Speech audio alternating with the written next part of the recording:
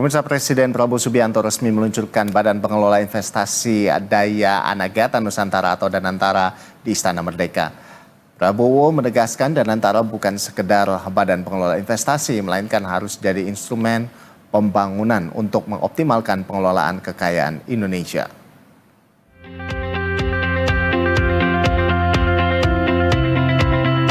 Didampingi Presiden ke-7 Joko Widodo dan Presiden ke-9 Susilo Bambang Yudhoyono, Presiden Prabowo Subianto resmi meluncurkan Badan Pengelolaan Investasi Daya Anagata Nusantara atau Danantara Indonesia di halaman Istana Kepresidenan Jakarta pada Senin, 24 Februari 2025. Dengan diresmikannya, Danantara Indonesia menandai era baru dalam transformasi pengelolaan investasi strategis oleh negara.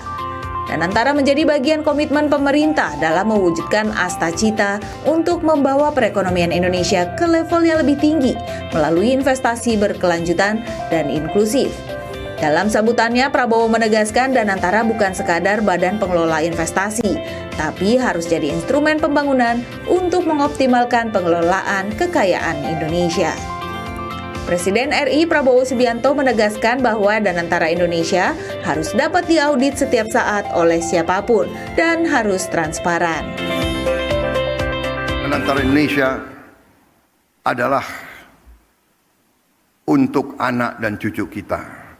Danantara Indonesia untuk itu harus dikelola dengan sebaik-baiknya, dengan sangat hati-hati, dengan sangat transparan, dengan saling mengawasi, harus bisa diaudit setiap saat oleh siapapun, karena ini sekali lagi adalah milik anak dan cucu kita, milik generasi penerus bangsa Indonesia. Saya yakin dan percaya Indonesia akan terus melangkah maju, lebih kuat dan lebih bersatu dari sebelumnya.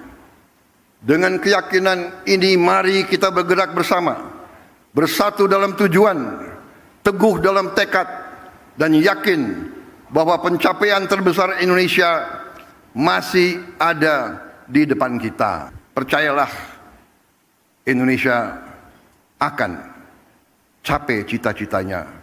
Kita akan menjadi negara maju, negara makmur, negara terhormat.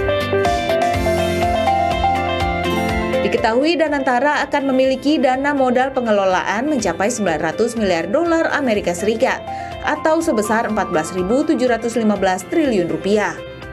Besaran modal pengelolaan ini menjadikan Danantara Indonesia di posisi kelima dari 10 negara yang punya dana investasi nasional terbesar di dunia.